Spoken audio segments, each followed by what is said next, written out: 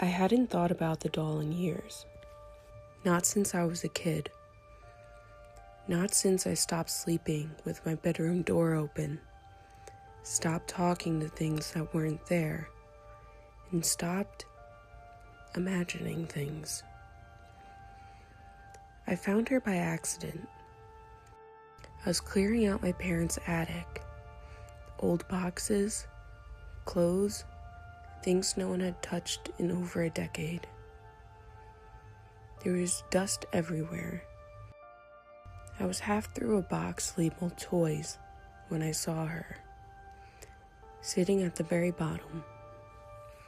I didn't recognize her at first. She looked older than I remembered. The fabric was faded, the colors of her eyes more dull, her stitched smile worn thin.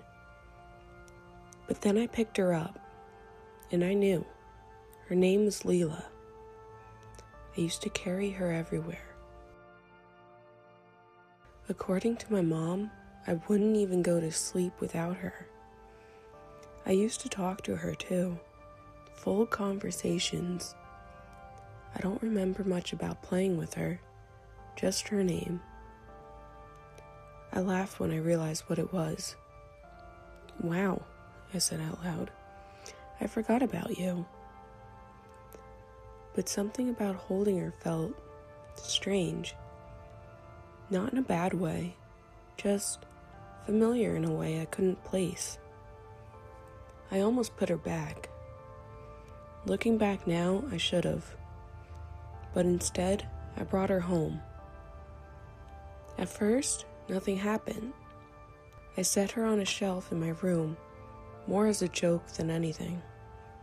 A little piece of childhood, I guess. Something nostalgic. The first night, I didn't even think about her. The second night, I noticed something. I woke up and checked my phone. 3:02. As I turned over, my eyes landed on the shelf. Leela wasn't sitting the way that I left her. She was turned slightly, facing my bed. I stared at her for a moment, trying to remember if I'd moved her. I'd only placed her there quickly. Maybe I don't remember correctly. Still, I didn't like it. I got up, turned her back to face the window, and went back to sleep. The next morning, she was facing forward again.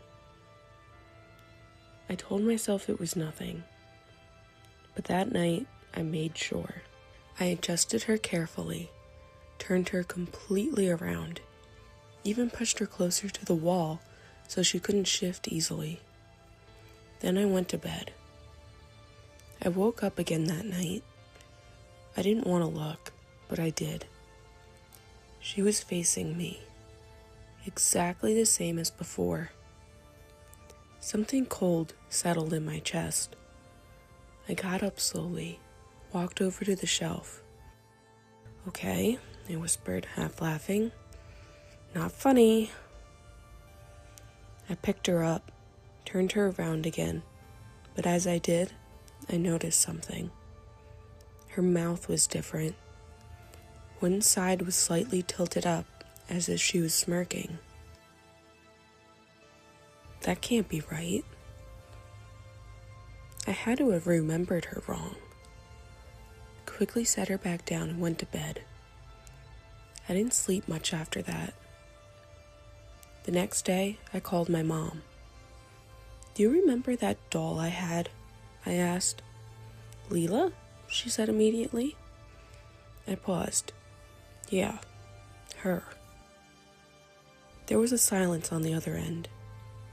"You used to say things about her," she said slowly. "Like what? That she talked to you?" I let out a small laugh. "Yeah, I was a kid." "No," she said. "You were scared." That made me stop. "What do you mean?" "You started saying she would move when you weren't looking," my mom continued. and that she got angry when you ignored her. A chill ran down my spine. You stopped playing with her after that for a while, she said. You wouldn't even let her stay in your room. I didn't remember any of that. I think your dad put her in the attic, she said. I didn't tell her that I had her now. That night, I didn't put Leela on the shelf. I put her in the closet and closed the door, just to be safe. I went to bed, and for the first time in days, I fell asleep quickly.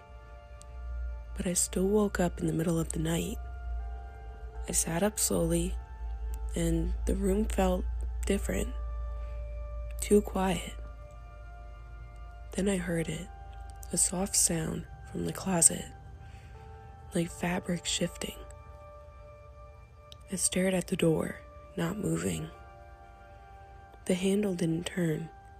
The door didn't open, but I knew something had changed. I stayed in bed, not going near it. Eventually the sound stopped, and when morning came, I opened the closet slowly. She was sitting there, not where I left her. She was closer to the door, facing it, facing me. That's when I noticed something else. Her mouth, the stitches looked different, tighter, like her mouth was pulled into an almost straight line. To be honest, she looked pissed. I didn't touch her after that. I left her in the closet, door shut, but it didn't matter because last night I woke up again and she wasn't in the closet. She was sitting on the edge of my bed. I couldn't move. I couldn't breathe. She wasn't looking at me. She was looking at the door. Then, very slowly, her head turned around towards me. And for the first time, I heard it, a voice, childlike. You forgot me. I don't keep her in the house anymore. I put her back in my parents' attic this morning, sealed the box, closed the door. But something still feels wrong. When I got home, my bedroom door was open, but I'm sure that I closed it.